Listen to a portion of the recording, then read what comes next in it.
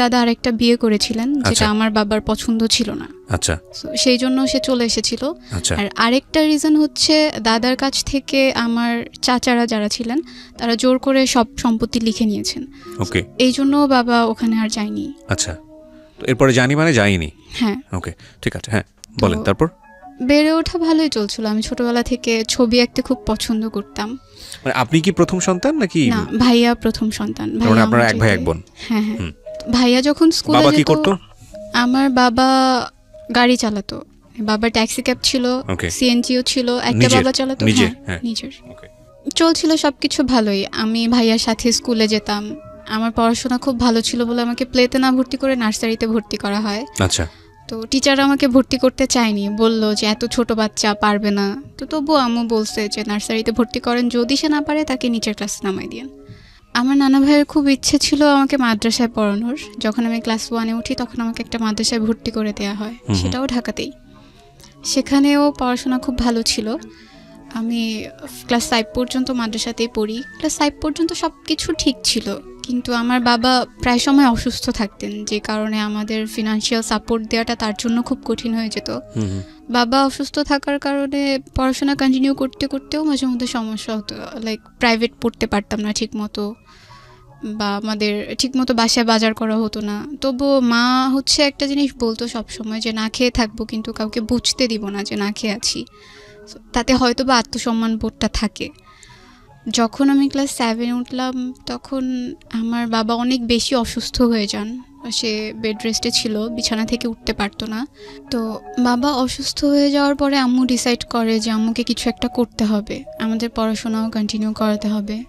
এই জন্য আম্মু সিদ্ধান্ত নেয় যে সে বাংলাদেশের বাইরে চলে যাবে।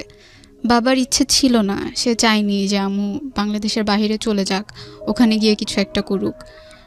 আব্বুর ইচ্ছে ছিল সবসময় যে আমরা সবাই একসাথে থাকবো, যাই করি না কেন একসাথেই থাকবো। এরপর আম্মু বাবার বিরুদ্ধে গিয়েই তার পাসপোর্ট করে, ভিসার জন্য অ্যাপ্লাই করে, আর একটা সময় হয়েও যায়। তো আমার নানা মারা যায় 2012-এ আগস্টে। তো তখন আম্মুর প্রায় যাওয়ার ডেট চলে আসছে। কোথায়, কোন দেশে? জর্ডানে। জর্ডানে? হ্যাঁ। তখন তুমি ক্লাস 7-এ পড়ো? হ্যাঁ, আমি তখন আচ্ছা। ক্লাস 7-এ পড়ি। 2012-এর সেপ্টেম্বরের 17 তারিখে আম্মু বাংলাদেশ থেকে চলে যায়। এটা তোমার বাবার একেবারে অনুমতি? হ্যাঁ, কোনো বাবার ইচ্ছে ছিল না। কি পেশায় যায় উনি তখন? Home servant. Home servant. কত সালের কথা বলছো? 2012। 2012। এই বিষয়গুলো একটু খেয়াল রাখবেন। হ্যাঁ। তো যখন বাবা আম্মুকে যেতে দিতে চায়নি, তো আমরা যখন এখানে ছিলাম আম্মু তো ওখানে ছিল, মানে সে একটু খাপছাড়া ভাবের হয়ে গেছিলো। সকালে কখন উঠছি, আমি স্কুলে যাচ্ছি কি না, আমার পড়াশোনা ঠিকমতো হচ্ছে কি না, এগুলো সে খুব একটা কেয়ার করতো না। সে যতটুকুই সময় দিতে পারতো, কখনো আমাকে এসে জিজ্ঞেস করতো না যে তুমি খেয়েছো কি না, পড়ছো কি না। দেখা যেত আমি সকালবেলা স্কুলে যাচ্ছি, তো আগে যেমন আমি স্কুলে যাওয়ার সময় আম্মু আমাকে খাইয়ে দিত, আমি হাত দিয়ে খেতে পারতাম না। এখন আমাকে কেউ খাইয়ে দেওয়ার মতো নাই, বা আমাকে যে বলবে তুমি খেয়ে নাও এটা বলার মতো কেউ নাই। মানে ওই সময়টাতে যখন তোমার মা জর্ডানে চলে গেল। হ্যাঁ। আবার যখন আমি স্কুল থেকে আসতাম, স্কুল থেকে এসে যেদিন খালামুনি না আসতে পারতো আমাকেই রান্না করতে হতো। এমন হতো যে রাতে আর সকালে দুটা রান্না করে রাখছি আমি রাতেই। ক্লাস 7-এ পড়া অবস্থায়? হ্যাঁ, তখন থেকেই। আচ্ছা। আমাদের রান্না করতে হতো। ভাইয়া মাঝে মাঝে হেল্প করতো। তোমার ভাইয়া তখন কি করতো? ও তো তোমার চেয়ে বয়সে বড়। ভাইয়া বয়সে বড় হলেও আমরা একই ক্লাসে পড়তাম। কেন? ভাইয়া পড়াশোনায় খুব একটা ভালো ছিল না, যার জন্য ওকে নিচের ক্লাস নামায় দেওয়া হয়েছে। তোমার চেয়ে বয়সে কত বছর বড় ছিল? 2 বছর। 2 বছর। ওকে। তো খারাপ লাগতো তখন, মনে হতো আম্মু থাকাটাই হয়তো বা অনেক বেশি ভালো ছিল, কারণ আম্মু থাকলে তো আমার কেয়ার করতো। বাবা কি তখনও বেড রেস্টে? না, তখন আব্বু টুকিটাকি কাজ করতে পারে, তবে খুব একটা না। আচ্ছা, মানে উনি শারীরিকভাবে অসুস্থ ছিলেন? হ্যাঁ, সব সময়ই নাকি সে অসুস্থ থাকতেন। ও, তার প্রেশার যে কোনো সময় ফল করতো। ওকে। তার ডায়াবেটিস ছিল। ওকে। আমি একদিন আমার যখন পরীক্ষা চলে আসে, আমার টিচার বাসায় কমপ্লেন করে যে ও ঠিকমতো ক্লাসে পড়া দিতে পারছে না। তো আমার গার্ডিয়ান হিসেবে বাবাকে ডাকায়। বাবা যখন যায় বাবাকে বলে যে সে আগে খুব ভালো ছিল স্টুডেন্ট, এখন সে নিয়মিত ক্লাসে পড়া দিতে পারছে না। তো তখন বাবা আর কি টিচারকে বলে ওর আম্মু তো এখন নাই, হয়তো বা সে থাকলে ওকে অন্যভাবে পড়াতো। তখন টিচার আমাকে একটু ভালোভাবে পড়ানো, মানে বোঝানোর চেষ্টা করে যে না তুমি পড়ো, যেভাবে পারো পড়ো, ক্লাসের পড়াটা অন্তত ক্লাসে কভার করে ফেলো, যাতে তোমার পরীক্ষায় খারাপ রেজাল্ট না হয়। জি। আমার নানু এসে কয়েকদিন ছিল আমাদের সাথে, আমাদের টেক কেয়ার করেছে আম্মু যাওয়ার পর। আমার যখন পরীক্ষা চলে আসে তখন তো আমার পক্ষে রান্না করা পসিবল ছিল না, তো আমার খালামুনিকে নিয়ে আসে। গ্রাম থেকে। আমার ছোটো খালামণি তখনও বিয়ে হয়নি, সে আমাদের বাসায় এসে স্টে করে, সে পড়াশোনা করতো না, তো রান্না টান্না করতো, আমার সাথে স্কুলে যেত, আমাকে পরীক্ষা দিয়ে আবার নিয়ে আসতো, কোচিংয়ে যেতাম তখনও সে আমাকে দিয়ে আসতো। আমাদের তখন একটা রুমের বাসা ছিল আম্মু চলে যাওয়ার পরে। মানে তোমরা সবাই মিলে একটা রুমেই থাকতে? হ্যাঁ, একটা রুমের বাসা ছিল তখন, যেহেতু আম্মু চলে গেছে এখন 2 রুমের দরকার হয় না। ওকে। যখন খালামণি আসছে তখন আমার খুব আনইজি ফিল হতো, একটা বেড কিভাবে শেয়ার করবো আমরা সবাই। তো আমি আর খালামণি নিচে ঘুমাতাম, ভাইয়ার আব্বু উপরে থাকতো। তো আমার পরীক্ষা শেষ হওয়ার পরে বাবাই ডিসাইড করে যে এভাবে তো আসলে হচ্ছে না, ওদের পড়াশোনায়ও ক্ষতি হচ্ছে। সো আম্মু, বাবা, নানু সবাই মিলে সিদ্ধান্ত নেয় যে আমরা নানু বাড়িতে চলে যাব, ওখানেই থাকবো, ওখানেই পড়বো। তখন তোমরা ঢাকাতে? হ্যাঁ, তখন আমরা ঢাকাতে। 2013-এ আমি ভাইয়া দুজনে গ্রামে চলে যাই নানুর বাসায়। তো সেখানে স্কুলে ভর্তি হই। যাওয়ার পরেই না, নানুর বাড়ি কোথায় ছিল? নানুর বাড়িটা শরীয়তপুরে ছিল। শরীয়তপুরে, ওকে। তো শরীয়তপুরে যাওয়ার পরে ওখানকার একটা স্কুলে ভর্তি হই। স্কুলে অনেক পরিচিত মানুষ ছিল, আশেপাশের যত কাজিনরা ছিল ওরাও পড়তো। তো ওখানে যাওয়ার পরে একটা একটা করে সবাই ছড়াতে থাকে, ওর মা তো বিদেশে থাকে। আমি এই ব্যাপারগুলো সবসময় হাইড করে আসতাম না, আমি কাউকে বলবো না যে আমার মা বাইরে থাকে। আমি কেন তোমার এই পারসেপশনটা কেন? না, আমার কাছে খারাপ লাগতো বলতে যে আমার মা আমার সাথে থাকেন না, সে বাইরে থাকেন, আমার কাছে খারাপ। মানে তোমার মা বিদেশে থাকেন, এই বিদেশে থাকা ব্যাপারটা খারাপ লাগতো নাকি তোমার মা তোমার সঙ্গে থাকে না এটা খারাপ লাগতো? আমার সাথে থাকে না এটাই আমার কাছে বেশি খারাপ লাগতো। আর বিদেশে যে থাকে না এটা বলতে খারাপ লাগতো, কারণ বললে ভাববে কি যে ও কি যেন হয়েছে, এই জন্য মেবি বিদেশে থাকে। এটা তুমি জানলে কিভাবে? মানে এটা তুমি, তোমার তো বয়স অনেক অল্প, ক্লাস 7-এ পড়ো। আমি যখন নানু বাড়িতে গেলাম, তো যাওয়ার পরে বলতো আশেপাশের মানুষ, হ্যাঁ ওর মা বিদেশে থাকে, এই মেয়ে তো মানুষ হবে না, এই ছেলে তো মানুষ হবে না। তো আমার মনে হতো আমি যদি আমার কোনো ফ্রেন্ডের কাছে গিয়েও এই ব্যাপারটা শেয়ার করি, সবাই হয়তো এটাই বলবে, না ও তো একটু অন্যরকম, ওর মা তো থাকে না কাছে, ওকে কে কিভাবে কিছু শিখাবে। ওকে, তো তার মানে তুমি সারাউন্ডিং থেকে মোটামুটি বুঝতে পারছো যে তোমাদের এই বিষয়টাকে পরিবেশ ভালোভাবে দেখছে না। আচ্ছা, তো তারপর থেকেই তোমার কাছে বিষয়টা আনইজি লাগতো। হ্যাঁ, তোমার মা কি টাকা পয়সা পাঠাতো তখন? হ্যাঁ, পাঠাতো, প্রতি মাসে টাকা পয়সা। আমার স্যালারি তখন খুবই কম ছিল, জাস্ট কোনো রকম চলে যেত আমাদের। আচ্ছা, ঠিক আছে, হ্যাঁ বলো। তারপর আমরা যে নানু বাড়িতে থাকছি, এই ব্যাপারগুলো আমার মামা মামি এরা সবাই একটু অপছন্দ করতো। তারা চাইতো না আমরা এখানে থাকি, বারবার বলতো ঢাকাতে থাকলে কি সমস্যা হতো, এখানে কেন থাকছে। যেটা হতো যে নানু 1 মাসের জন্য ঢাকায় চলে আসছিল, তখন বাসায় আমি, ছোট খালামণি, আব্বু, ভাইয়া 4 জন ছিলাম। একদিন যখন আমি আসলাম স্কুল থেকে, তখন এসে আমি দেখলাম যে আমার বাবা আর আমার খালামণি আমাকে দেখে দুজন আলাদা হয়ে যায়। তো ব্যাপারটা দেখে আমার কাছে খুব আনইজি ফিল হয় যে কেন তারা এইভাবে কেন থাকবে। এই ব্যাপারগুলো আমি সহ আমার ভাইয়াও বেশ কয়েকবার নোটিস করে। তো ওর কাছে মেবি বিষয়গুলো খারাপ লাগছে। কোন ক্লাসে পড়ো তখন তুমি? আমি তখন ক্লাস 8-এ পড়ি, 2013-এ। তো এই বিষয়গুলো যে খারাপ লাগতো, এগুলো কি মানে কারোর সাথে তোমরা আলোচনা করতে যে এটা নিয়ে বাবাকে কিছু বলা উচিত বা বাবাকে সরাসরি কিছু বলা উচিত? না, আমি বাবাকে যথেষ্ট ভয় পেতাম, বলতে পারতাম। তোমার ভাইয়ার সাথে তোমার সম্পর্ক কেমন ছিল? তখন পর্যন্ত ভালো ছিল। তো তোমরা দুজন মিলে কি ডিসকাস করতে যে এই বিষয়টা আমাদের ভালো লাগছে না, সুতরাং একটু বলা উচিত? আমি দেখলে আমি কখনো ওর কাছে বলতাম না। ওকে। আর ও দেখলে আমাকে কখনো বলতো না। এগুলো আসলে পরে জানা হয়েছে যে না, ও এগুলো নোটিস করছে। ঠিক আছে, বুঝতে পারছি, দুজনেই সেপারেটলি আলাদা আলাদা ভাবে বিষয়গুলো নোটিস করছো। হ্যাঁ, তোমার মায়ের সাথে তোমাদের সম্পর্ক কথা হতো ওই সময়টাতে? রেগুলার ফোনে কথা হতো? তোমার আম্মুকে বলতে বিষয়গুলো যে আম্মু এরকম হচ্ছে? তখন পর্যন্ত আম্মুকে কিছু বলিনি। তো তোমাদের তো বলতে কেউ না করেনি, তোমরা বলনি কেন? ভয় লাগতো হয়তো বা এটা নিয়ে কোনো একটা ঝামেলা তৈরি হবে। ওকে।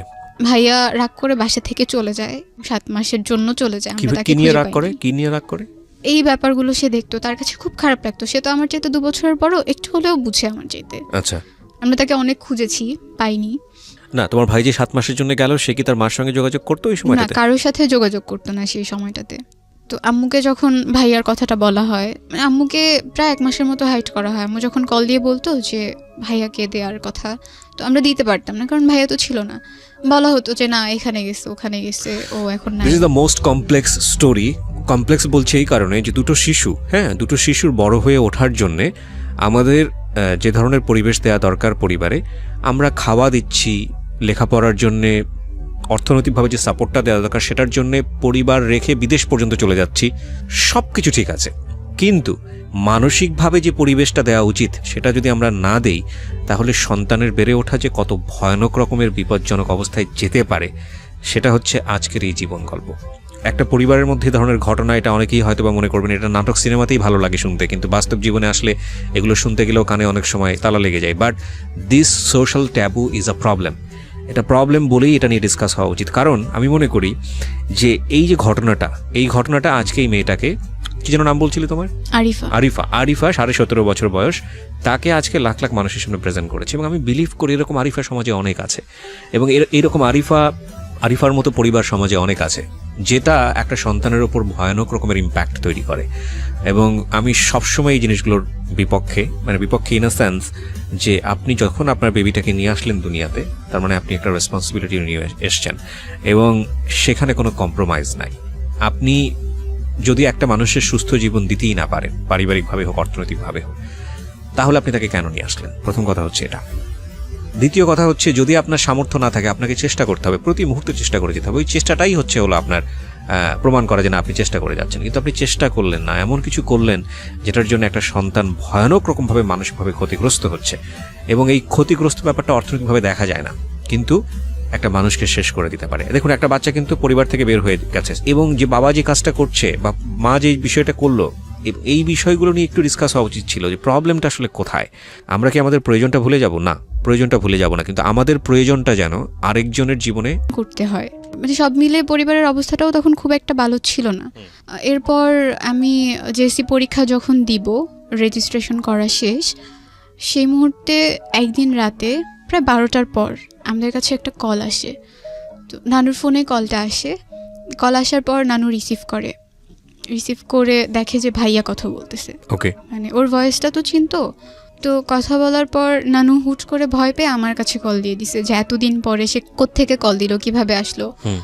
তো ভাইয়া আমার সাথে কথা বলতেছে, মানে তার বিহেভটা পুরো চেঞ্জ হয়ে গেছে। লাইক আগে সবাই ওকে খুব ভদ্র বলতো, আমি খুব বদমেজাজি ছিলাম, এই জন্য আমাকে কেউ খুব একটা পছন্দ করতো না, বাট ভাইয়াকে সবাই অনেক বেশি ভালোবাসতো। তো এখন ওর সাথে যখন আমি ফোনে কথা বলতেছিলাম, আমার কাছে মনে হচ্ছে সব কিছু কেমন যেন চেঞ্জ, ওর কথাবার্তা, আচরণ। আর সে আমাকে তখন একটা কথা বলছিল যে আমি এখন সিগারেট খাচ্ছি। এই হ্যাবিটটা তার কখনোই ছিল না। এটা বলার পরে আমি ফোনটা কেটে দিছি ভয়ে, যে এটা কি আসলে আমার ভাই, সে তো আমার সাথে এই ধরনের কথা কখনো বলে নাই। ভয় পেয়ে কেটে দেওয়ার পরে নানু আমাকে জিজ্ঞেস করলো কি হয়েছে। তো আমি বললাম যে ও আমাকে বলতেছে ও সিগারেট খাচ্ছে। এটা বলার পরে সে আবার কল দিয়ে কথা বলে। তো নানু তখন জিজ্ঞেস করে আব্বুর কাছে কল দিচ্ছে কিনা, বা আম্মুর সাথে কথা হয়েছে কিনা। তো তখন ও বললো যে আম্মুর তো নাম্বার নাই আমার কাছে, বাট আব্বুর সাথে কথা হয়েছে। আব্বু বলছে যে কালকে আব্বুর ওখানে যেতে, আমি কালকে ওখানে যাব। তো ও আসলো। কয়েকদিন সে ঢাকাতে ছিল, আমার মেজো খালামণির ওখানে ছিল। তারপর তাকে শরীয়তপুরে নিয়ে আসা হয়। তখনও সবকিছু ভালোই চলছে। আমার কিন্তু তোমরা জিজ্ঞেস করলে না তুমি কোথায় ছিলা এতদিন যাবত, কি কেন সিগারেট খেয়েছো, কি প্রবলেম, কি হচ্ছে? সে বলতো যে তার কাছে ভালো লাগেনি, তার পড়াশোনা ভালো লাগতো না, এই জন্য সে চলে গিয়েছিল। এক্স্যাক্ট রিজনটা সে তখন পর্যন্ত বলেনি কাউকে। ওকে, কারণ বাসায় আসার পরে সে জানে যে এখন পর্যন্ত সবকিছু ঠিকঠাক, ওই ব্যাপারগুলো এখন পর্যন্ত কেউ জানে না, এজন্য সেও বিষয়টা এড়িয়ে যায়। তো আবার যখন পরীক্ষা কাছে আসে, আমার মামারা সবাই একদিন বাড়িতে আসে। আসার পরে আমি শুনছি যে আমাকে দূরে রেখে তারা সবাই কিছু একটা নিয়ে ডিসকাস করছে, আমাকে ব্যাপারগুলো জানতে দিচ্ছে না। আমার পরীক্ষা যখন চলে আসছে তার 2 দিন আগে আমি ঘুমিয়ে পড়ছি। আমি তখন ছোটো খালামণির সাথেই ঘুমাই। আমি আর খালামণি ঘুমানোর পরে রাত 2টা বাজে আমার ঘুম ভেঙে যায়। আমি প্রচুর এফএম শুনতাম, মিডনাইট পর্যন্ত এফএম শুনতাম।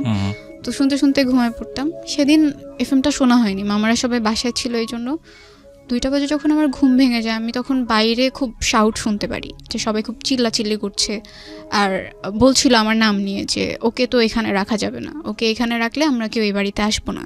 আমার বড় মামিও বলছিল যে ও কেন এখানে থাকবে, এত কিছুর পরেও আপনি ওকে এখানে রাখতে চান। এগুলো আমার নানুকে বলার পরে নানু জাস্ট বলছিল যে আমি ওকে ফেলতে পারবো না, আমি ওকে কোথায় রাখবো, ও কার কাছে গিয়ে থাকবে, আমি ওকে আমার সাথেই রাখবো। যখন আমি এই কথাগুলো শুনছিলাম আমার কাছে খুব খারাপ লাগছিল। আমি জানতে চাচ্ছিলাম যে কী এমন হয়েছে যার কারণে তারা আমাকে এই কথাগুলো বলতেছে যে আমাকে এখানে রাখবে না। পরীক্ষার আগের দিন রাতে আবার শুনতে পেলাম যে আমার বাবার সাথে আমার ছোটো খালামণির অ্যাফেয়ার ছিল। আমি যখন এই কথাগুলো শুনলাম আমার মনে হলো আমার মাথার উপর আকাশ ভেঙে পড়েছে। মানে এটা নিয়ে রাতের বেলা গন্ডগোল হচ্ছিল? হ্যাঁ, এটা নিয়ে গন্ডগোল হচ্ছিল। এটা তোমার খালামণির বিয়ের পরে? হ্যাঁ, খালামণির বিয়ের 3 থেকে 4 মাস পরেই। আস্তে আস্তে জানতে পারলাম যে তোমার বাবা তখন কোথায় ওই সময়? বাবা তখন ঢাকাতে। আচ্ছা, সে তখন ঢাকাতেই ছিল, ঢাকাতেই থাকতো। তো যখন এগুলো হয়, এই কথাগুলো যখন হচ্ছিল, তখন খালামণি নানুর বাসায় ছিল। তার হাজবেন্ডের সাথে তার তখন ঝামেলা চলছিল। এই ব্যাপারগুলো নাকি আরও প্রায় 2 মাস আগে থেকে কথাবার্তা হচ্ছিল, কিন্তু এইভাবে না। তখন পর্যন্ত খুব একটা কেউ জানতো না। বড় মামার বাসায় নাকি ছোট খালামণির হাজবেন্ড বেড়াতে চায়, সেখানে গিয়ে সে মামা আর মামির সাথে এই কথাগুলো শেয়ার করে যে এরকম এরকম একটা কিছু হয়েছে। যখন আমাকে এগুলো বলা হয়, আমাকে একদম আমার নানু সামনাসামনি বলছিল যে তোর বাবাকে আমরা এত ভালো জানতাম, তোর বাবা এই কাজটা কিভাবে করলো। আমি তখন পড়ছিলাম, আমার পরীক্ষা পরের দিন। আমার কাছে প্রচণ্ড খারাপ লাগছিল, আর আমি বিশ্বাস করতে পারছিলাম না যে আমার বাবা এমন কিছু একটা করতে পারে। আর এখন যে এই ব্যাপারটা অনেক দূর এগিয়ে গেছে, যেখানে আমার আম্মু আমার খালামণিকে অনেক বেশি আদর করতো, তার জামা কাপড় থেকে শুরু করে এভরিথিং আম্মুই দিত। আমার পরীক্ষার আগের দিন পর্যন্ত তো এগুলো ঠিক আছে, আম্মুর সাথে আমার তখন পর্যন্ত কথা হয়নি। আমি যে আম্মুকে ফোন দিয়ে বলবো যে মা এগুলো এগুলো তো ঘটছে, তুমি কি কিছু জানো কি না, সেই সুযোগটাও আমি পাইনি। পরের দিন আমার পরীক্ষা, আমার প্রথম পরীক্ষার দিন। বাবা মার কাছে তো সবাই দোয়া চায়, যদি দূরে থাকে তাও দোয়া চায়। আম্মুর সাথে কথা বলতে পারিনি, কিন্তু আব্বুকে আমি কল দিলাম। কল দেওয়ার পরে আমার বাবার প্রথম প্রশ্ন ছিল, তুমি কার সাথে থাকতে চাও, তোমার আম্মুর সাথে নাকি আমার সাথে? তো আমার আসলে অনেক খারাপ লাগে, আমি তো দোয়া চাওয়ার জন্য আব্বুর কাছে কল দিছিলাম। এইরকম কোনো একটা প্রশ্ন আমি আশা করিনি। আমি তখন কিছু বলিনি, কলটা কেটে দিছি। কেটে দেওয়ার পরে পরীক্ষা দিতে গেলাম। এক্সাম হলে গিয়ে আমি লিখতে পারছি না, মানে আমার বারবার মনে হচ্ছে এসব কী হচ্ছে আমার চারপাশটায়। সব কিছু তো খুব ভালো ছিল, গোছানো ছিল, এগুলো কেন হচ্ছে? আমার বাংলা পরীক্ষাটা খুব খারাপ হয়। তো পরীক্ষা যখন দিয়ে আসছিলাম, আমি তো খুব কান্না করছিলাম। আমার 2টা খুব ক্লোজ ফ্রেন্ড ছিল স্কুলে, তো ওরা আমাকে জিজ্ঞেস করে কি হয়েছে, কান্না কেন করতেছি, সব কিছু তো ঠিক ছিল, হঠাৎ করে কি হলো? তো আমি তখন শুধু এইটুকু বলছিলাম যে আমার মামারা চায় না আমি আর নানু বাড়িতে থাকি, কিন্তু আমি এখান থেকে গিয়ে কোথায় থাকবো, আমার তো Okay. কারোর সাথে থাকার মতো জায়গা নেই। তো বলতেছে কেন, আঙ্কেল আছে না, আঙ্কেলের কাছে গিয়ে থাক, তোর তো এটা আরও ভালো একটা অপশন, ঢাকায় গিয়ে পড়তে পারবি, আবার সব কিছু আগের মতো হয়ে যাবে। তো আমি বললাম যে না, এটা পসিবল না, যেহেতু এখানে থাকা স্টার্ট করছি, আমি চাই এখান থেকে পড়াশোনাটা কন্টিনিউ করতে। আর নানু যতটা আদর করে এতটা আদর কেউ আমাকে করবে না। আমি পরীক্ষা দিয়ে বাসায় আসার পরে তখন এই ব্যাপারগুলো নিয়ে গন্ডগোল হচ্ছে। তো নানু তখন মামাদেরকে বলল যে ওকে যদি তোরা এখানে না রাখিস, আমিও এখানে থাকবো না। আর তোর যদি ইচ্ছা হয়, আমার বড় মামাকে বলছে যে তোর যদি ইচ্ছে হয় তুই আমাকে খাবারের কোনো টাকা টুকা দিস না, আমার লাগবে না, আমি এভাবেই চলতে পারবো, যা আসে জমি থেকে সেটা দিয়ে চলতে পারবো। তো নানুর সাপোর্টটা আমার মনে হয় তখন সবচেয়ে বেশি কাজে লেগেছে মেন্টালি স্ট্রং থাকার জন্য। আম্মুর সাথে আমি ব্যাপারটা প্রথম শেয়ার করি আমার বাংলা পরীক্ষা শেষ হওয়ার পরে। আম্মু নাকি এই ব্যাপারগুলো শুনেছে, যখন থেকে কথা হচ্ছে তখন থেকেই শুনেছে, কিন্তু সে আমাকে কিছু বুঝতে দেয়নি। আর এটা নিয়ে বাবার সাথেও তার খুব ঝামেলা হয়েছে। যেটা হতো যে এই ব্যাপারের পরে বাবা আমাকে ফোন দিত না, আমি বাবার সাথে কথা না বলে থাকতে পারতাম না। আমি নিজের থেকেই তাকে দিনে 4 থেকে 5 বার কল দিতাম, কিন্তু সে রেসপন্স করতো না। কল রিসিভ করলেও বলতো যে আমি এখন ব্যস্ত আছি, পরে কথা বলি। এরপর আমি ক্লাস 9-এ ভর্তি হলাম, জেএসসি রেজাল্ট পাবলিশড হলো। রেজাল্ট খুব একটা ভালো হয়নি, তবুও আম্মু কোনো রকম খুশি ছিল। আর তখন থেকে আসলে স্টার্ট হয় আমার ওপর সবার যে একটা প্রেশার। আমি কারো বাসায় গেলেই প্রথম প্রশ্ন হতো, তুই কিছু জানতি না, তুই কি কিছু দেখিস নাই, এগুলো যে ঘটছে একদিনেই ঘটে গেল, তোর কি কখনো চোখে পড়ে নাই? তখন কিছু বলার ছিল না আমার, আমি ওখান থেকে চলে আসতাম। এরপর থেকে আশেপাশের মানুষগুলোর সাথে আমি কথা বলা খুব কমিয়ে দিই, কারো বাসায় যেতাম না, সবাইকে অ্যাভয়েড করা স্টার্ট করে দিই যে না, আমি আমার মতো করে থাকবো, কাউকে লাগবে না। যখন ক্লাস 9-এ ভর্তি হলাম, ক্লাসে পারফরমেন্স ভালো থাকার কারণে টিচাররা আমাকে খুব আদর করতো, সবাই চিনতো। একদিন তখন ফেব্রুয়ারি ছিল, আমি করিডোরে দাঁড়ানো ছিলাম স্কুলে, আমার একটা ফ্রেন্ড আমার সাথে ছিল। তো আমাদের স্কুলে কলেজও আছে। তো হঠাৎ করে কলেজের ভাইয়েরা যখন যাচ্ছিল, আমার একটা ফ্রেন্ড বলছিল, একটা ছেলেকে দেখিয়ে বলছিল যে এই ছেলেটা তো খুব সুন্দর, আমার খুব ইচ্ছে করে এর সাথে প্রেম করতে, যদি আমাকে বলতো আমি এক পায়ে রাজি হয়ে যেতাম। তো আমি হেসে দিছি, আমি কিছু বলি নাই, বলছি ছেলেটা এতটাও সুন্দর না যে তার সাথে প্রেম করতে হবে। তো এই কথাটা বলার পরে সে আমাকে বলছে যে তুমি জাস্ট ওর সাথে ফ্রেন্ডশিপ করে দেখাও। তো বলছি আমি যদি এখন হুট করে গিয়ে তাকে বলি যে ভাই আমি আপনার সাথে ফ্রেন্ডশিপ করবো, সে তো আমাকে একটা চড় দিয়ে দিবে, বলবে পিচ্চি মেয়ে কোত্থেকে আসছে ফ্রেন্ডশিপ করতে। এটা বলার পরে সে বলতেছে আমি তোমাকে ফোন নাম্বার কালেক্ট করে দিব এনিহাও, বাট তোমার ওর সাথে ফ্রেন্ডশিপ করে দেখাতে হবে, যদি তুমি না পারো তুমি স্কুলে আসবে না। লাইক একটা চ্যালেঞ্জের মতো হয়ে গেছে। তো আমি বললাম ওকে ফাইন, তুমি যদি আমাকে নাম্বার কালেক্ট করে দিতে পারো, আমি দেখবো বাকিটা কীভাবে কী করা যায়। তখন পর্যন্ত আমার কোনো পার্সোনাল ফোন ছিল না। তো প্রায় 1 মাস পরে সে আমাকে একদিন মেসেজে একটা নাম্বার দিল, আর তার নামটা আমি এখানে বলতে চাচ্ছি না। তো নামটাও সাথে লিখে দিছিল যে এটা ওর নাম্বার। তো আমি ওকে জিজ্ঞেস করলাম কিভাবে কালেক্ট করছো, বলল যে আমার একটা ফ্রেন্ড আছে তার কাছ থেকে কালেক্ট করে দিছি। কোন ক্লাসে পড়ো তখন তুমি? তখন আমি ক্লাস 9-এ ক্লাস 9-এ পড়ো। তোমার ভাই কি তোমার সঙ্গে থাকে?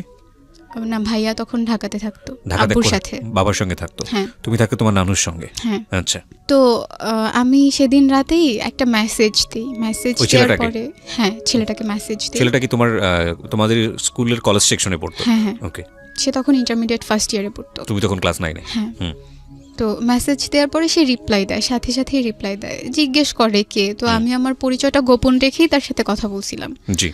আমি যখন তাকে মেসেজ দিছি তখন আমি আমার ফ্রেন্ডকে বললাম যে আমি তো তাকে মেসেজ দিছি, সে রিপ্লাই দিছে। তার আগে তুমি আমাকে একটু বলো, সেটা হচ্ছে যে আমি এখান থেকে আবার শুনবো তোমার কাছে, কিন্তু এটা নিয়ে তোমার বাবার সঙ্গে তোমার যোগাযোগ হতো, তোমার বাবা বিষয়টাকে ডিনাই করতো, মানে তোমার সঙ্গে কথা বলতে চাইতো না।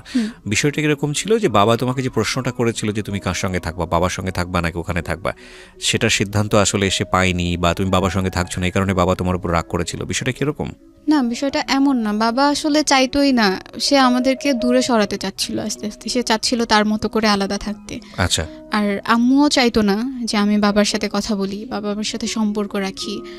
আর ভাইয়া থাকতো, ওর তো ঢাকায় থেকে আবার পড়াশোনা করা স্টার্ট করে দিছে, ওর ওখানে থাকার মতো খুব একটা জায়গা ছিল না। তো এই জন্য ও বাবার সাথে থেকেই পড়াশোনাটা করতো। তুমি এই ঘটনা ঘটার পরে মার সঙ্গে কি এই বিষয়গুলো নিয়ে কথাবার্তা হলো? মা কি তোমাকে কিছু জিজ্ঞেস করেছিল এই বিষয়গুলো নিয়ে? আম্মু আমাকে কিছু জিজ্ঞেস করেনি। আমি যখন পরীক্ষা দিয়ে আসার পর আম্মুর সাথে কথা বললাম, আমার খুব মন খারাপ ছিল।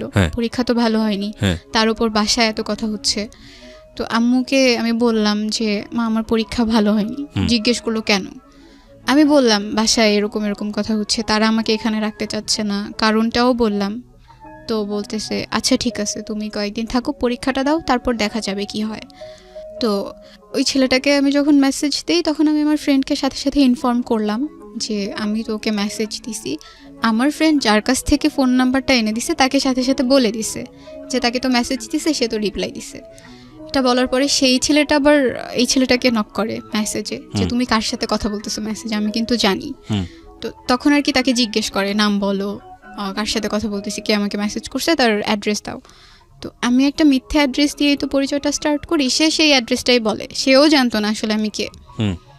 তো আমার হচ্ছে জাস্ট ফ্রেন্ডশিপ করাটা একটা ইস্যু ছিল, আর কিছু ছিল না। আমি ফ্রেন্ডশিপ করার পর তার সাথে কথা বলা বন্ধ করে দিব, এরকম কিছু একটা প্ল্যান ছিল। তোমাদের যে ফ্রেন্ডশিপের জায়গা থেকে আমি আবারও ফিরি, কিন্তু তার আগে আমাকে একটু বলো, তোমাদের বাবার সাথে মার যে দূরত্ব বা সেপারেট হয়ে যাওয়ার যে ব্যাপারটা, সেখানে যেই ব্যক্তিটি মানে তোমার আন্টি, তো সেখানে ওনার যে 3 মাস পরে যে প্রবলেমটা হলো বিয়ের পরে, ওনার অবস্থা কি দাঁড়ালো ওই ঘটনার পরে? উনি তখন নানুর বাসাতেই থাকতো, আমাদের সাথেই থাকতো, কিন্তু আমি খালামুনির সাথে কথা বলতাম না। কথা বলতে না তুমি? উনি ওই বাসাতে থাকতো কেন? ওনার শ্বশুর বাড়ি কি সমস্যা হচ্ছিল ওখানে? তো তখন ডিভোর্স হয়ে গেছে। ও, ডিভোর্স হয়ে যায় তখন এই ঘটনার প্রেক্ষাপটে? ডিভোর্স হয়ে যায়। এই জায়গাটায় ছোট্ট একটা বিরতি দিতে চাই। It's a very complex story অবশ্যই, এবং যতটুকু স্কুলে পড়াশোনা করে আসছে আর খুব ভালো ফ্রেন্ড।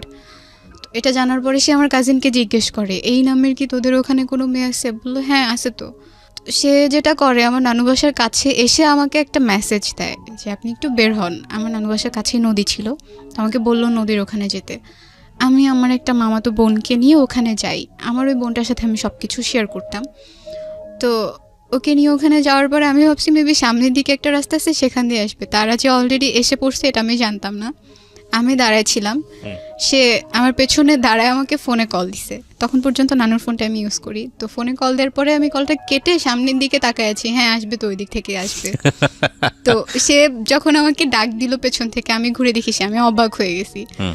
পরে ওখান থেকে চলে আসি, তার সাথে তখনও কোনো কথা বলিনি। চলে আসার পরে অনেকবার মেসেজ দিল আরেকবার চাওয়ার জন্য। তো আসলে আমি ভয় পেতাম খুব, আমার যে চাচাতো মামারা ছিল সে যদি দেখে ফেলে বা কেউ যদি দেখে, এটা নিয়ে কিছু একটা হয়ে যাবে। এমনিতেই তো বাসায় এত ঝামেলা আমাকে নিয়ে, আমাকে তারা এখানে রাখতে চাচ্ছে না। আমি ভয় পেয়ে ওখান থেকে চলে আসার পরে মানে নানু আসলে আমাকে খাবার জন্য রাখছিল অনেকক্ষণ যাবত, আমি আসছিলাম না, আমি ওখানেই দাঁড়াইছিলাম। পরে চলে এসে খেতে বসছি, সে তো ননস্টপলি আমাকে মেসেজ দিয়েই যাচ্ছে আরেকবার যাওয়ার জন্য। আমি আর যাইনি। তো সেদিন রাতে কথা হলো, আমি অনেক রাত পর্যন্ত এফএম শুনতাম, সেদিনও শুনছিলাম। সে তখন থেকে আর কি খুব কেয়ার করা স্টার্ট করলো, লাইক এত রাত পর্যন্ত এফএম শোনা ভালো না, ঘুমিয়ে পড়েন, পরদিন আপনাকে ক্লাসে যেতে হবে, গিয়ে ক্লাসের মধ্যে ঘুমাবেন, টিচার তো বকা দিবে। এরপর 2 মাসের মতো ভালোই চলছিল। হঠাৎ করে সে যেটা করা স্টার্ট করে, আমি যদি তাকে মেসেজ না দেই বা আমি যদি তার সাথে কথা না বলি, কোনো অকেশনে যদি আমি তাকে উইশ না করি, সে খুব রেগে যায়। আচ্ছা। তখন 14 এপ্রিল চলে আসছে, পহেলা বৈশাখ। আমি পহেলা বৈশাখে তাকে মেসেজ করিনি, আমার মনে ছিল না। তো পরদিন সকালবেলা আমি উইশ করার পরে সে খুব রাউড বিহেভ করা স্টার্ট করলো যে কেন তাকে আমি উইশ করি নাই, আমি মেবি তাকে পছন্দ করছি না, সে যে আমার সাথে কথা বলে এটা এখন আমার কাছে বিরক্তিকর কারণ হয়ে দাঁড়াচ্ছে। আমি বললাম না, এমন কিছু তো না, আমি জাস্ট এমনিতে ভুলে গেছিলাম, এই জন্য আর উইশ করা হয়নি। সেটা নিয়ে সে অনেক রাগ দেখে আমার সাথে কথা বলা অফ করে দেয়। সো আমি ব্যাপারটা মেনে নিই, আচ্ছা ঠিক আছে, কথা না বলতেছে, আমার তো এমন আহামরি কিছু না যে তার সাথে আমার কথা বলতেই হবে। এবার যেটা সে করা স্টার্ট করলো, আমি যখন স্কুলে যেতাম, তার যত মেয়ে ফ্রেন্ড ছিল ক্লাসে, আমার সামনে এনে তাদের দিয়ে খুব কথা বলতো। লাইক আমরাও দাঁড়ায় আছি, তারাও দাঁড়ায় আছে, আমাদের সামনে খুব কথা বলতেছে, হাসাহাসি করতেছে। বা আমি যদি আমার অফ পিরিয়ড যখন থাকতো, তখন বাইরে যখন দাঁড়ায় থাকতাম, সে আমার সামনে দিয়ে যেত, তার কোনো একটা মেয়ে ফ্রেন্ডের হাত ধরে যেত। মানে সামহাউ এটা বুঝতে পারছেন যে আপনাকে নোটিস করছে কোনো না কোনো ভাবে। হ্যাঁ, নোটিস করছে, আর সে চাচ্ছে আমি একটু জেলাস ফিল করি। ওকে। কিন্তু আমি এমনটা করিনি, আমার কাছে খারাপ লাগতো না। আমি যেটা করা স্টার্ট করলাম যে আমার ক্লাসে যত ছেলে ফ্রেন্ড ছিল তাদের সাথে আমি খুব একটা কখনোই কথা বলতাম না, বাট তখন থেকে কথা বলা স্টার্ট করলাম। তার ইন্টারমিডিয়েট ফার্স্ট ইয়ার ফাইনাল পরীক্ষা যখন চলে আসে, আমি যেই সিমটা, আমার একটা সিম ছিল, নানুর ফোন থেকে মেসেজ দিলে তো জেনে যাবে, বা কোনোভাবে যদি নানু জেনে যায় এই ভয়টাও পেতাম, এই জন্য একটা সিম কার্ড নিয়েছিলাম। সেই সিম কার্ডটা আমি অফ করে দিই যখন সে আমার সাথে কথা বলা বন্ধ করে দেয়। এনিহাও সে আমার নানুর নাম্বারটা কালেক্ট করে, আমার নানুর ফোনে সে একটাই মেসেজ দেয়, জাস্ট আমাকে বলে ওই সিমটা ওপেন করতে। তো আমি ভাবলাম এতদিন পর মেসেজ দিল, ওকে সিমটা ওপেন করে দেখি। সিমটা ওপেন করার পর 200টা মেসেজ আসে, অনেক সরি লেখা, অনেক কিছু লেখা। তো আমি তখনও রিপ্লাই দেইনি। আচ্ছা। আমাদের গ্রুপ ক্লাসগুলো যে হতো সেগুলো তাদের কলেজ সেকশনেই হতো। তাদের ক্লাসগুলো শেষ হয়ে যাওয়ার পর আমরা ওখানে গিয়ে গ্রুপ ক্লাস করতাম। তো সেদিন তাদের প্র্যাকটিক্যাল পরীক্ষা ছিল কৃষি শিক্ষার, তারা ওখানে পরীক্ষা দিচ্ছে। আমরা যে রুমে গিয়ে ক্লাস করছি সেই রুমের বাইরেই ব্যালকনিতে তারা বসে পরীক্ষা দিচ্ছে টিচারের কাছে। তো তার পরীক্ষা শেষ হওয়ার পরে সে একদম এমন একটা জায়গায় গিয়ে দাঁড়ালো যেখান থেকে ক্লাসের বাইরে থাকলেও আমাকে দেখা যায়। আমার কাছে খারাপ লাগছিল যে কেন আমাকে এভাবে দেখছে, কেন এভাবে নোটিস করছে। আমি ওখান থেকে সরে সামনে গিয়ে বসি। তো সেদিন ক্লাসটা কন্টিনিউ করার পরে আমি আমার ফ্রেন্ডগুলোর সাথে ডিসকাস করলাম যে সে তো আমাকে এতবার সরি বলেছে, তো আমি কি তাকে রিপ্লাই দিব কি না। তো বলতেছে আচ্ছা দাও, বাসায় গিয়ে কথা বলো, গিয়ে দেখো কি বলতে চায়। তো আমি বাসায় গিয়ে তাকে মেসেজ দেই, দেওয়ার পরে আবার সব কিছু নর্মাল হয়। সে অনেকবার সরি বলার পরে আবার কথা বলা স্টার্ট করি। আমাদের ফোনে খুব কম কথা হতো, হয়তো 2 সপ্তাহে একবার ফোনে কথা হতো, বেশিরভাগ সময়টা মেসেজে কথা বলতাম। 2-3 দিন যাওয়ার পরে আমি একদিন বলি যে আমার প্রচণ্ড মাথা ব্যথা করতেছে, এখন মেসেজ করতে পারবো না, আমার খারাপ লাগতেছে। সে তখন আমাকে একটা মেসেজ পাঠায় যে বাসা তো খুব কাছে, আমি কি আসবো, দেখে যাবো। বলছি না, আপনার আসার দরকার নেই, আপনি কেন আসবেন। তো সে বলতেছে ওকে ফাইন, আমি মেসেজ করতেছি, যদি খারাপ লাগে তখন বলবেন যে হ্যাঁ খারাপ লাগতেছে। আর এর মাঝখানে সে আরেকটা টেক্সট করে যে আমি আপনার মাথায় হাত বুলাই দিয়ে আপনি ঘুমায় যান। তো ব্যাপারটা একটু আমার কাছে অন্যরকম লাগে, হঠাৎ করে এই কথাটা সে আমাকে কেন বলবে। দেন আমি আবার পরের দিন স্কুলে গেলাম, স্কুলে গিয়ে ফ্রেন্ডদের সাথে এই ব্যাপারগুলো শেয়ার করলাম, সে তো এগুলো বলতেছে। তো ওরা এমন একটা ভাব নিয়ে আমাকে একটা কথা বললো, এই ছেলে তোমাকে প্রপোজ করবে, জীবনেও না, এটা তো জাস্ট সে এমনিই বলে ফেলছে কথার প্রসঙ্গে। আমি বললাম আচ্ছা আমি কি দেখতে এতটাই খারাপ, এতটাই কুৎসিত যে আমাকে সে প্রপোজ করতে পারবে না। বাসায় চলে আসি, আবারও তার সাথে কথা বলা স্টার্ট করি। তো একদিন হুট করে সে আমাকে রাতে প্রপোজ করে বসে। তো করার পরে আমি সেদিন তাকে বললাম, এসএমএস এর মাধ্যমেই করে, মানে কি হ্যাঁ মেসেজেই করে। আচ্ছা। তো সে যখন প্রপোজ করে আমি তাকে না করে দিই, রিফিউজ করে দিই।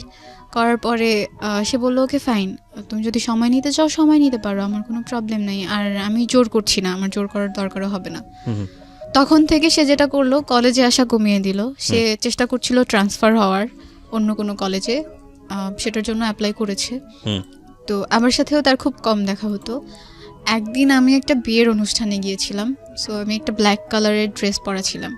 তো সেদিন যখন আমি আসছি তার সাথে আমার রাস্তায় দেখা হয়। সেও একটা ব্ল্যাক কালারের ড্রেস পরা ছিল। তো দিন বাসায় আসার পরে মানে বলতেছে হ্যাঁ আজকে তো ম্যাচিং হয়ে গেছে ড্রেসেও। বললাম ম্যাচিং হয়ে গেছে, এটা তো আহামরি কিছু হয় নাই, ম্যাচিং হলেই কি আর না হলেই কি। তো সে বলতেছিল যে হ্যাঁ আপনি মেবি আমার মেসেজে বিরক্ত হচ্ছেন, আমি আর মেসেজ করবো না। বললাম ওকে ফাইন, মেসেজ করার দরকার নাই। তবুও করতো, হঠাৎ করে 2-1টা মেসেজ করতো, আবার করতে করতে কথাও হতো অনেকক্ষণ পর্যন্ত। এর মাঝখানে যেটা হয় যে কোনোভাবে আমার নানু বুঝতে পারে ব্যাপারটা যে না ও কিছু একটার মধ্যে আছে, কারোর মানে সাথে আপনি কথা কিছু একটার বলতেছে। মধ্যে ফল ইন হচ্ছেন। হ্যাঁ হ্যাঁ, নানু আমাকে একদিন জিজ্ঞেস করে তুমি কি কারোর সাথে কথা বলো। আমি আসলে এই প্রশ্নটার জন্য তখনও প্রস্তুত ছিলাম না। আমি বললাম না তো, আমি কারোর সাথে কথা বলি না, সব কিছু ঠিক আছে। তো যেটা হয় যে সে আমাকে একদিন রাতে বলল সে বাংলাদেশের বাইরে চলে যাওয়ার জন্য ট্রাই করতেছে, চলে যাবে, পড়াশোনা আর করবে না, এখানে স্টপ থাকবে। তো এটা বলার পরে আমার খারাপ লাগে যে কেন চলে যাবে, এখানেই থাকতো, পড়াশোনা করতো, কথা তো হচ্ছিলই, ফিল করতেছিলাম কিছু একটা হয়তো বা হচ্ছে। আর যেটা হতো আমার তো খুব একটা ফ্রেন্ড ছিল না, আমার সবসময় লোনলি ফিল হতো যে আমার সাথে কথা বলার মতো কেউ নাই, আমাকে কেয়ার করার মতো কেউ নাই, আমি কোথাও গেলে আমার সাথে ঘুরতে যাওয়ার মতো কেউ নাই। তো একদিন রাতে সে আমাকে বললো তার পাসপোর্ট হয়ে গেছে, এখন সে ভিসার জন্য অ্যাপ্লাই করবে, সে চলে যাবে। ছেলেটার নাম কি ছিল? ওকে আমি মুশি বলে ডাকতাম। ঠিক আছে, you can call her Mushi, no problem. হ্যাঁ, Okay. তো বিদেশ কেন যাচ্ছে? তার পড়তে ভালো লাগে না, এই জন্য সে চলে যাবে। ওকে। তো একদিন সে বললো যে সব কিছু ডান, এখন সে চলে যাবে, শুধু ডেটটা আসা বাকি। তো সেদিন রাতে অনেকক্ষণ পর্যন্ত কথা বলছি। তো সে আমাকে সেদিন একটা কথা বলছিল যে আজকের পরে হয়তো বা আর কখনো কথা হবে না, কারণ 2-1 দিনের মধ্যে তো আমি চলে যাব, এই কয়েকদিন অনেক ব্যস্তও থাকবো, সারাদিন তো আর মেসেজ করা পসিবল না, যেহেতু আমরা ফোনে কথা বলি না। তো আমি মেনে নিলাম, আচ্ছা ফাইন। তো সেদিন রাতে অনেকক্ষণ পর্যন্ত কথা বলতে বলতে আমি তার প্রতি অনেক বেশি উইক হয়ে গেছিলাম, কথা না বলে থাকতে পারতাম না, কথা বলতেই হতো, সেটা মেসেজের থ্রুতেই হোক বা ফোনের থ্রুতেই হোক। তো ওই দিন রাতে আমি তাকে সে আমাকে প্রপোজ করেছিল, সেটার অ্যান্সার দিয়ে দিই যে না I can't live without you, আমার লাগবেই আপনাকে, আমার আপনার সাথে কথা বলা লাগবেই, আমি থাকতে পারবো না এভাবে। তো সে বললো আচ্ছা ঠিক আছে দেখি কি করা যায়। তো আমি তাকে খুব রিকোয়েস্ট করি বাংলাদেশের বাইরে না যাওয়ার জন্য।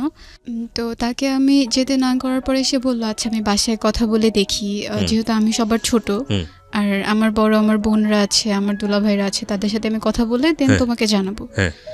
তো 2 দিন পরে সে বললো ওকে ফাইন, আমি যাচ্ছি না, আমি পড়াশোনাটা কন্টিনিউ করব। তো এর মাঝখানে বাসায় প্রবলেমগুলো চলছিল, আব্বু টোটালি আমাদের সাথে যোগাযোগ করা অফ করে দিছে, খুবই রেয়ার তার সাথে আমার কথা হতো। ভাইয়ার কাছ থেকে জিজ্ঞেস করতাম সে কেমন আছে, ঠিক মতো খাচ্ছে কি না। তো ভাইয়ার কাছ থেকে আপডেট পেতাম বলে বাবাকে আমিও কল করা অফ করে দিই, যেহেতু সে আমাকে ওভাবে কথা বলতে চায় না আমার সাথে, একটু এড়িয়ে চলছিল। তার মুশির সাথে আমি আমার ফ্যামিলির ব্যাপারগুলো তখন পর্যন্ত শেয়ার করিনি। আমি ভয় পেতাম যদি আমি এগুলো বলার পরে সে আমার সাথে রিলেশনটা না রাখে, এই ভয়গুলো কাজ করতে বলে আমি কখনো তার কাছে বলিনি। আর সেও কখনো আমাকে জিজ্ঞেস করেনি আমি নানু বাড়িতে কেন থাকি। ক্লাস 9টা এভাবে পার হয়ে গেল। আমি যখন ক্লাস 10-এ উঠলাম তখন আমার আম্মু বাংলাদেশে আসেন। তো আম্মু যখন বাংলাদেশে আসেন আমাকে বলা হয় যে আম্মু বাংলাদেশে আসবেন, ভাইয়া তাকে রিসিভ করতে যায়। আম্মু আমার ছোট মামার বাসায় উঠে, মামার বাসা ঢাকাতেই ছিল। তো আমি আর নানু গ্রাম থেকে ঢাকাতে যাই। যখন ঢাকাতে যাব তখন নানুর হাতে টাকা ছিল না। তো আমি টিউশন পড়াতাম, আমার 2টা কাজিনকে পড়াতাম। মানে আমি এতটা খুশি ছিলাম আম্মুকে দেখবো যে আমি সেই টাকাগুলো সব নানুকে দিয়ে দিছে, বলতেছে এটা দিয়ে আমরা ঢাকায় যাব, আম্মুর জন্য কিছু একটা কিনবো, এতদিন পর সে আসতেছে। তো আমি যখন ঢাকায় যাই, আমি গিয়ে আমার বড় মামার বাসাতে উঠি নানু সহ। আম্মু আসে ভাইয়ার সাথে। আম্মু যখন আসে সে আমাকে ওভাবে না খেয়াল করেনি, মানে সে চিনতে পারতেছিল না। সে ভাবতেছিল কত বছর পরে আসলো বলো তো? আম্মু প্রায় 2.5 বছর। 2.5 বছর পরে। আচ্ছা। তো আমি অনেক রোগা হয়ে গেছিলাম, খুব কালো হয়ে গেছিলাম। সে ওভাবে আমাকে বুঝতেই পারেনি যে এটাই আমি হব। সে একটু অবাক হয়ে গেছে আমাকে দেখে। তো এটা বলার পরে আমি হেসে দিছি। তো আম্মু আমাকে জড়ায় ধরলো, হাঁকটাক করলো। যেদিন প্রথম 2 বছর থেকে 2.5 বছর পর আমি আম্মুর সাথে শুলাম রাতে, অনেক গল্প করলাম এতদিন কি হয়েছে। আম্মুর সাথে অনেক গল্প করার পরে পরের দিন আমরা শপিং করতে যাই মামি সহ। সেখান থেকে আমরা শপিং টপিং করে বাসায় আসি। তো আর কি সব ধরনের কথাই তখন পর্যন্ত বাসায় হয়। খালামুনির সাথে বাবার ওই অ্যাফেয়ারটার কথাও তখন হচ্ছিল। তো আম্মুকে মামা অনেক দোষারোপ করছিল, আম্মু বলতেছিল আসলে আমার কিছু করার নেই, এটা আমার ভাগ্যে ছিল, এই জন্য হয়ে গেছে, এখন আমি কি করতে পারি।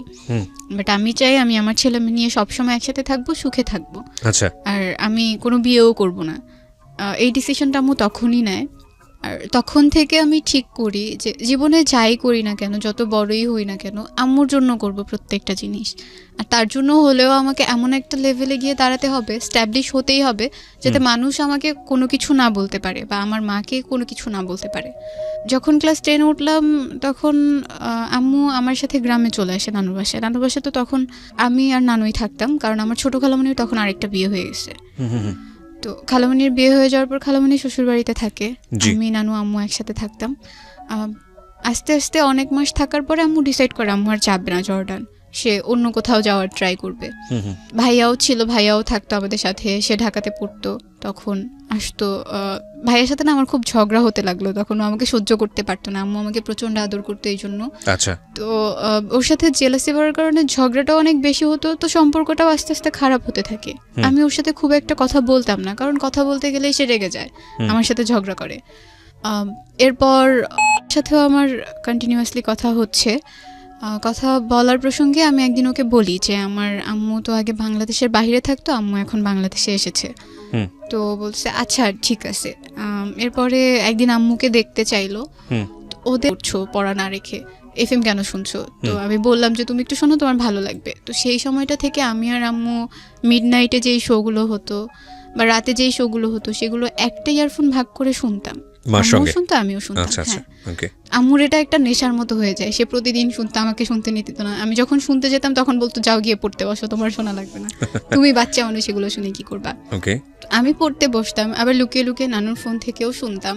আম্মু একটা কাজ করলো, আমাকে নানুর ফোন ধরতে একদম নিষেধ করে দিল। মানে সে চাচ্ছিল আমিও একটু এইসব সম্পর্ক থেকে দূরে থাকি, পড়াশোনায় ইনভলভ হয়ে যাই। এই কারণে নানুর ফোনটা ধরতে বারণ করছে, আর নানু আমাকে তার ফোনটা ধরতে দিত না। আর আমি তো নানুর ফোন থেকেই মেসেজ করতাম, তখন কি করব এই জন্য টেনশনে পড়ে গিয়ে আম্মুর ফোন থেকেই লুকিয়ে লুকিয়ে একটু একটু মেসেজ করতাম, লুকিয়ে লুকিয়ে একটু একটু ফোনে কথা বলতাম। ও আমাকে সব সময় রিকোয়েস্ট করতো দেখা করার জন্য, কিন্তু আমি বাসার সবাইকে ভয় পেতাম বলে দেখা করতাম না, কখনোই করতাম না। যতটুকু দেখা হতো, আমি যদি স্কুলে যেতাম কখনো সামনে পড়ে গেলে দেখা হতো, এছাড়া দেখা হতো না। একদিন তার একটা ফ্রেন্ডের মাধ্যমে আমাকে একটা গিফট দেয়, তো সেটা আমি যখন বাসায় নিয়ে এসে আলমারিতে রেখে দিছি, আম্মু যখন আলমারিটা খুলছে সেটা সে দেখে ফেলছে। তো তার কথা হচ্ছে আমি তো তোমাকে টাকা দিই নাই, তুমি এটা কোত্থেকে পাইছো, আমাকে বারবার জিজ্ঞেস করতেছিল এটা কে দিল। আমি তখন আম্মুকে বললাম, বলার পরে বলতেছে ওকে ফাইন, গিফট নিয়ে আসছো ভালো কথা, এটা তো এখন রিটার্ন করতে পারবো না, করলেও হয়তো সে এটা নিবে না, এরপর থেকে তুমি কখনো তার কাছ থেকে কোনো গিফট আনবে না, কোনো কিচ্ছু আনবে না, আমি যদি দেখি তুমি আনছো তো তোমাকে মার দিব। তো আমি বললাম আচ্ছা ঠিক আছে, আনবো না। আমার মা আমাকে একটা কথা বলছিল ওই দিন, যে এমন কিছু করো না যাতে সেও খারাপ থাকে তুমিও খারাপ থাকো, বা আমার মতোই তোমার সাথে কিছু একটা ঘটে। তখন থেকে না এই ব্যাপারগুলো আমাকে খুব টাচ করা স্টার্ট করলো। আমার মনে হতে থাকলো হ্যাঁ, আমার যদি বিয়ে হয়, বিয়ের পরে যদি আম্মুর মতো কিছু একটা আমার সাথে ঘটে, আমারও যদি সেপারেশন হয়ে যায় বা ডিভোর্স হয়ে যায়, এই ব্যাপারগুলো খুব বেশি টাচ করতো আমাকে। তবুও রিলেশনশিপটা আমি কন্টিনিউ করছিলাম। পরীক্ষার একদম আগ দিয়ে আমি আমার বয়ফ্রেন্ডের সাথে ব্যাপারগুলো শেয়ার করি, আমার ফ্যামিলিতে যা যা ঘটছে সব কিছু বলি, এক্সেপ্ট আব্বুর সাথে খালামুনির অ্যাফেয়ারটা বাদ দিই। এইটুকু স্কিপ করে পুরো ঘটনাটা বলি যে তাদের মাঝখানে একটা সম্পর্ক ছিল যার কারণে আম্মুর সাথে আব্বুর সেপারেশন হয়ে গেছে। তো তখন সে প্রথমবার এটা জানতে পারে, তো সে আমাকে তখন খুব সান্ত্বনা দেয়, কয়েকদিন খুব কেয়ার করা স্টার্ট করে, বাট তারপর থেকে সে আমাকে অ্যাভয়েড করা স্টার্ট করে দেয়। আমার সাথে কথা বলতো না, আমি কল দিলে কল কেটে দিত, আমি মেসেজ দিলে রিপ্লাই দিত না। তো আমার পরীক্ষা চলে আসছে বিধায় আমিও এগুলোকে একটু সাইডে রেখে দিলাম, আমি আমার মতো করে পড়াশোনা করতে লাগলাম। পরীক্ষা দেওয়ার পরে 14 ফেব্রুয়ারিতে ভ্যালেন্টাইন্স ডে ছিল, সেদিন সে আমাকে একটা মেসেজ দিল। এই পরীক্ষা চলাকালীন তার সাথে আমার কোনো কথা হয়নি, তো মেসেজ দেওয়ার পরে শুধু সেই দিনটাই কথা হয়েছে রাতে মেসেজে। তো এর মাঝখানে আমার ভাইয়া পড়াশোনা টোটালি ছেড়ে দিছে বলে আম্মু ডিসাইড করে যে ওকে বাংলাদেশের বাইরে পাঠিয়ে দিবে। আমার আঙ্কেল থাকে মালয়েশিয়া, তো তার সাথে কথা বলে ভাইয়াকে মালয়েশিয়া পাঠিয়ে দেওয়া হয়। তখন আমার পরীক্ষা চলছে, আমার একটু মন খারাপও ছিল, ভাইয়া চলে গেছে। তো এটা নিয়ে ওর সাথে আমার মাঝে মাঝে কথা হতো যে ভাইয়া চলে গেছে, এখন তো কারোর সাথে আমি ঝগড়াও করতে পারি না, গল্প করার মতো কেউ নাই, সো খারাপ লাগে, আর আমি একদম একা হয়ে গেছি। পরীক্ষা বলে কোনো ফ্রেন্ডও আমাকে সময় দিতে পারে না, কারোর সাথে কথাও হয় না। তো সে একটু কোম্পানি দিত আমাকে, যতটুকু পারতো দিত। আচ্ছা। তো আমার যেদিন রেজাল্ট পাবলিশড হয় সেদিন সবার প্রথমে ওই আমাকে আমার রেজাল্টটা জানায়। তো আম্মুর ফোনে কল দিছে, তো আম্মু ভাবছে আমার কোনো ফ্রেন্ড মেবি, আম্মু আমাকে দিয়ে দিছে। তো আমি যখন বললাম আমার রেজাল্ট পাবলিশড হয়েছে আম্মু, সিজিপিএ এত, তো আম্মু বলতেছে কে কল দিছে। তো এখন তো বলতে পারতেছি না সে কল দিছে। তো আম্মু জিজ্ঞেস করতেছে তোমার ফ্রেন্ড কল দিছে, তোমার ফ্রেন্ডের রেজাল্ট দেয় নাই? আমি বলছি না, ওর রেজাল্ট এখনও পাইনি। তো রেজাল্ট পাবলিশড হওয়ার পরে ডিসাইড করতেছিল সবাই আমাকে কোথায় রাখবে, কোথায় ভর্তি করবে। আমার ইচ্ছে ছিল ঢাকায় ব্যাক করার, ঢাকাতেই পড়ার, বাট আম্মু চাচ্ছিল না, কারণ থাকা খাওয়ার একটা প্রবলেম হবে, আর সে মেয়েদের কোনো হোস্টেলেও আমাকে রাখবে না। মানে গ্রামের মানুষের একটা ধারণা হচ্ছে হোস্টেলে থাকা মানেই মেয়েরা খারাপ হয়ে যায়।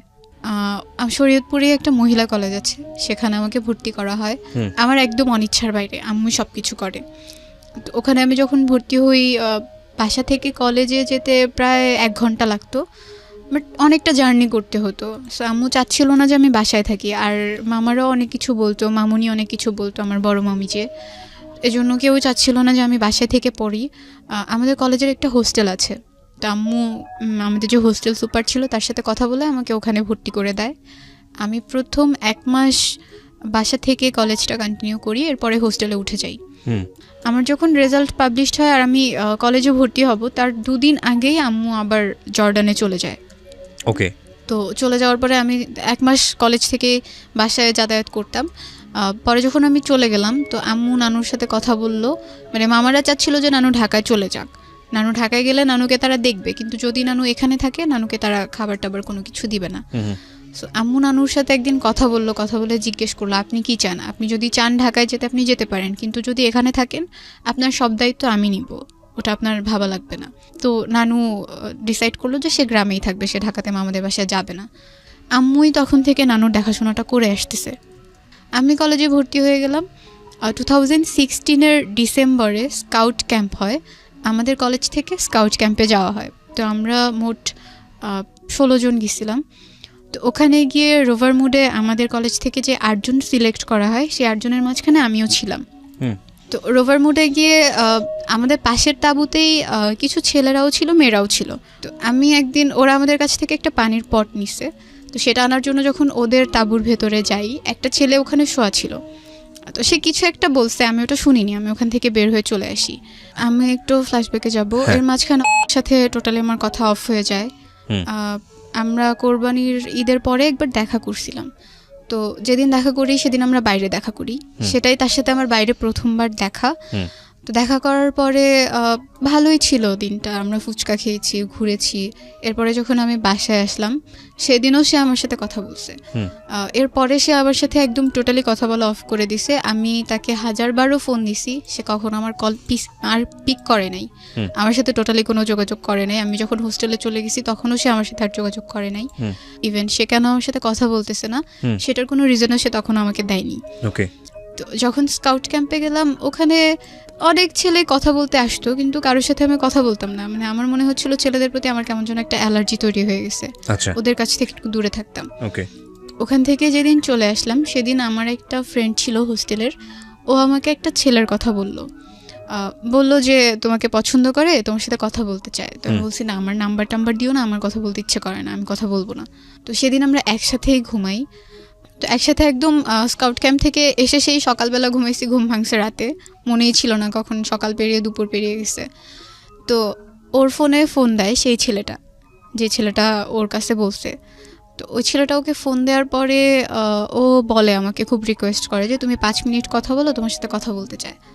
তো আমি 5 মিনিট তার সাথে কথা বলার পরে সে সব কিছু বলার পরে আমার ফোন নাম্বার চাইলো, আমি তাকে আমার কন্ট্যাক্ট নাম্বার দেইনি। তো আমি তাকে একটু অ্যাভয়েড করে থাকলাম। আমার ফ্রেন্ডের রুমে আমি কম যেতাম, কারণ আমার মনে হতো আমি যদি ওর রুমে যাই ও হয়তো আমাকে বলবে ওই ছেলেটার সাথে কথা বলতে। সো তারপরের দিন আবার এরকম কথা বললো। তো কথা বলার পরে আমার মনে হলো যে আচ্ছা একটু কথা বলে দেখি কেমন, এতবার যখন রিকোয়েস্ট করছে কথা বলি। তখন কি তোমার মুশির সঙ্গে সম্পর্কটা আছে? না, নাই। আচ্ছা, ওকে, ঠিক আছে, বলো। তো ওর সাথে কথা বললাম 2 দিন 3 দিন কথা বললাম। এরপরে আমাদের হোস্টেলটা ছুটি দিয়ে দিছে, ফার্স্ট ইয়ার ফাইনাল এক্সাম শেষ, এজন্য ছুটি দিছে। তো আমরা সবাই বাসায় যাব হোস্টেল থেকে। তো যেদিন আমি বাসায় যাব, আমার ফ্রেন্ড যে ওই ছেলেটাকে বলে রাখছে যে তুমি আসবা, ওর সাথে তোমাকে দেখা করাই দিব। এটা আমি জানতাম না, আর ওই ছেলেটাকে সেটাও আমি জানতাম না। আমাদের পাশের তাঁবুতেই নাকি ছিল, আমি তখনও তাকে দেখিনি। পরে আমরা যখন বাসায় যাব তখন আমার ফ্রেন্ড ওকে ফোন দিয়ে আসতে বলে, ওর সাথে ওর 2টা ফ্রেন্ডও আসে। সেদিন আমি ওকে প্রথম দেখি, মানে আমার মনে হয়নি যে স্কাউট ক্যাম্পে যে 5 দিন ছিলাম, এই 5 দিন আমি তাকে একবারও দেখেছি। আমার একবারের জন্য মনে হয়নি, কেমন যেন অপরিচিত অপরিচিত মনে হচ্ছিল। তো আমরা তখন ডিসাইড করলাম বাসায় যাওয়ার আগে আমরা ঘুরতে যাব। তো শরীয়তপুরে একটা পার্ক আছে নড়িয়াতে, সেই পার্কে গেলাম, সবাই ঘুরলাম, অনেক ছবি টবি তুললাম। তো সেখান থেকে বাসায় চলে আসলাম। বাসায় এসে আমার ফোন থেকে কথা বললাম। তো কথা বলার পরে সে তো অনেক আগেই প্রপোজ করে ফেলেছিল, বাট আমি তখন তাকে কিছু বলিনি। আমার ইচ্ছে ছিল এমনিতে কয়েকদিন কথা বলবো, এরপরে কথা বলা অফ করে দিব। আমার কোনো রিলেশনশিপে যাওয়ার ইচ্ছে ছিল না। তো হোস্টেল থেকে আবার যখন ব্যাক করলাম, আমি তখন শুধু একটা এয়ারটেল সিম কার্ড ইউজ করতাম, তার ছিল জিপি। তো কল রেট বেশি জিপিতে। সো সে আমাকে বললো একটা জিপি সিম কিনে নিতে। আমি আমার খালামণিকে দিয়ে একটা জিপি সিম রেজিস্ট্রেশন করে কিনে নিলাম। তো আবার যখন হোস্টেলে ব্যাক করলাম তখন জিপি সিম থেকে কথা হতো। একদিন রাতে আমি তাকে সব কিছু শেয়ার করবো ভাবলাম, কারণ আমার মনে হচ্ছিল মুশির সাথে আমার ব্রেকআপটা হয়তো আমার ফ্যামিলি পারসেপশনের কারণেই হয়েছে। তো এই জন্য আমি চাইলাম এবার যদি আমি কোনো রিলেশনশিপে যাই, এইগুলোর জন্য যেন কোনো প্রবলেম আমাকে ফেস করতে না হয়। যদি সে সব কিছু মেনে রিলেশনটা কন্টিনিউ করতে চায় করবে, আর যদি সে না চায় এখন থেকেই বাদ দিয়ে দিব কথা বলা, কথা বলবো না। তো আমার আগে যে রিলেশন ছিল সেটা বলেছি, এখনও যে তার সাথে আমার ফাইনালি ব্রেকআপ হয়নি এটাও বলেছি। আর আমার বাবা মার যে ব্যাপারগুলো ছিল সেগুলোও বলেছি। আমি নানু বাড়িতে থাকি, হোস্টেল থেকে যখন আমি বাসায় যাই আমি নানু বাড়িতেই যাই, এগুলোও তার কাছে বলেছি। সো মানে তুমি তোমার ব্যাকগ্রাউন্ড, বাবা মার বিষয় সমস্ত কিছু তাকে বলে নিয়েছো? সমস্ত কিছু বলেছি। আচ্ছা, এজন্যই বলেছি কারণ পরে এটা কি মুশি জানতো তোমার এই বিষয়গুলো? হ্যাঁ, কারণ সে তো তোমার কাজিনের এক ফ্রেন্ডই হয়, ক্লোজ ফ্রেন্ডই হয়। ওকে, হ্যাঁ।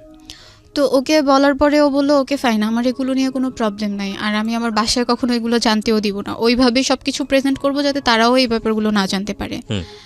তো আমি মেনে নিলাম ওকে ফাইন। তো কথা বলতাম, আমি যেটা করতাম যে মুশির সাথে যখন রিলেশন ছিল আমি ফোনে কথা বলতাম না। ও চাইতো ফোনে কথা বলতে, আমি কখনো বলতাম না, বা ওর সাথে আমি দেখা করতাম না।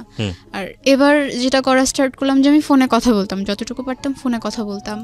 আমি যখন বাসায় যেতাম, বাসায় তো একাই যেতাম, যাওয়ার সময় তার সাথে আমি দেখা করে তারপরে বাসায় যেতাম, যাতে ও কখনো এই জিনিসগুলোর জন্য আমাকে না বলতে পারে যে না তুমি তোমার সাথে ফোনে কথা বলো না, দেখা করো না। আমি চাইনি এই জিনিসগুলোর কারণে এই রিলেশনটাও নষ্ট হয়ে যাক। সব কিছু ভালোই চলছিল। তো আমার একটা রুমমেট আপু ছিল, সে আমাকে মানে ও খুব বেশি ফোন দিত বলে আমার রুমমেট আপু একদিন আমাকে বললো জাস্ট 6 মাস যেতে দাও, এই জিনিসগুলো আর থাকবে না এরকম, প্রথম প্রথম তো এই জন্য এত ভালো লাগতেছে। ওকে। তো আমি ওকে বলি কথাটা যে আপু তো এরকম এরকম কিছু একটা। আমি এগুলো নিয়ে তার সাথে বেশ কয়েকবার কথা বলেছি, যখনই কথা বলতাম তখনই সে রাগ হয়ে যেত, আর আমাকে একটা কথাই বলতো যে তোমার সাথে রিলেশন করা আমার জীবনে সবচেয়ে বড় পাপ। একদিন মানে কথা প্রসঙ্গে বলতে বলতে সে একদিন আমাকে বলে উঠলো যে আমার মা তো কখনো তোমাকে মেনে নিবে না, তুমি যেই ফ্যামিলির মেয়ে, যেমন একটা ফ্যামিলি ব্যাকগ্রাউন্ড আছে তোমার, এই ফ্যামিলির মেয়েকে তো কেউ কখনো বিয়েই করবে না, আর আমি আমার পাশে তোমাকে নিয়ে কিভাবে দাঁড়াবো। তো তখন আমি তাকে বললাম যে রিলেশনের আগেই তো আমি এগুলো সব বলে নিছি, এমন না যে আমি বলিনি, তো এখন কেন এইসব কথা আমাকে শুনতে হচ্ছে। তো বলছি তোমার যদি ভালো না লাগে তুমি রিলেশন না রাখো আমার সাথে, আমার কোনো প্রবলেম নাই। তখন আমার সেকেন্ড ইয়ারে উঠে যায় আর কি, আমার পড়াশোনার প্রেশারটা অনেক বেশি বেড়ে যায়, কারণ সেকেন্ড ইয়ারে খুব একটা সময় পাই না আমরা। ওর খুব ইচ্ছে ছিল, ফরহাদের খুব ইচ্ছে ছিল ডিফেন্সে জব করার। সে আর্মিতে জবের জন্য খুব একটা ট্রাই করতে থাকে, তার হয়েও যায়।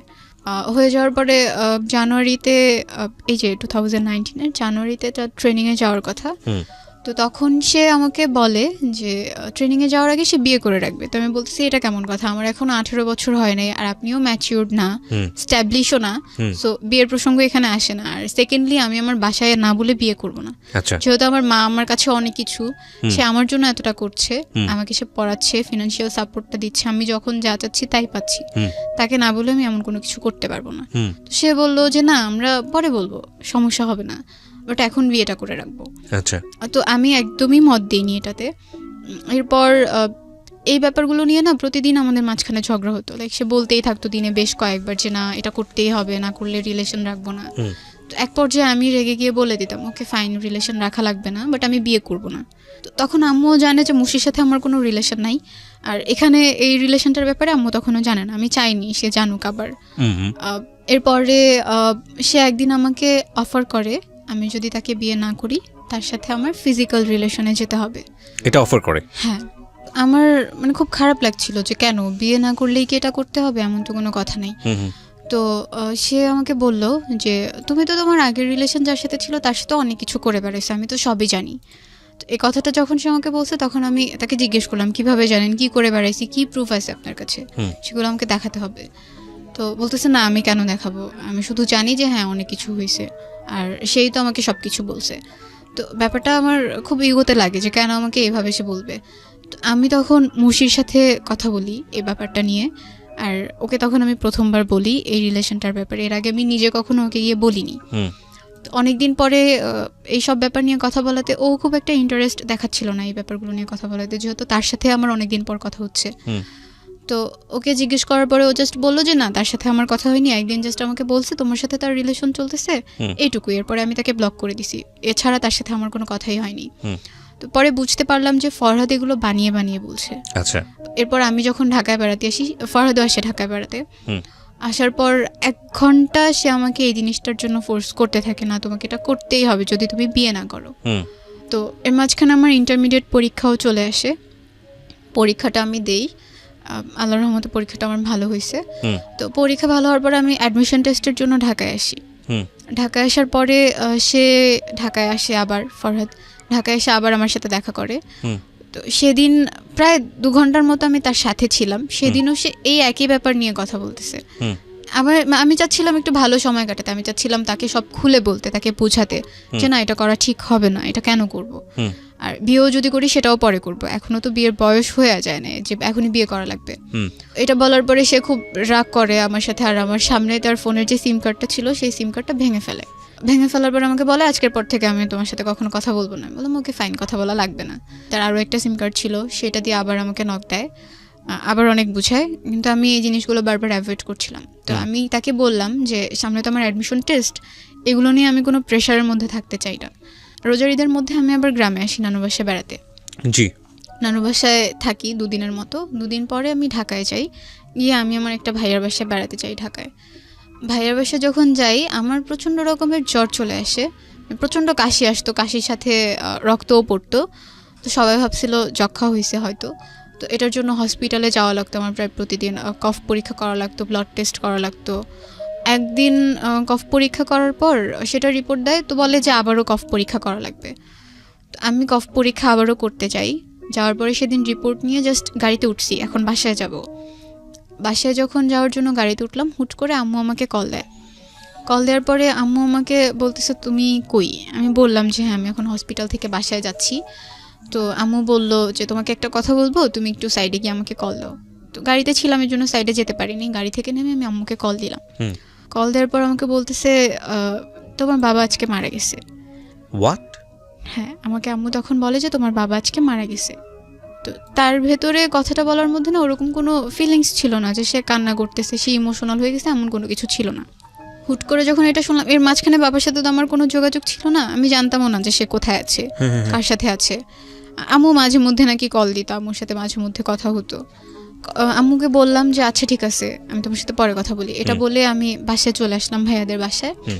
তো এর মাঝখানে সবাই জেনে গেছে ব্যাপারটা, সবাইকে বলা হয়েছে।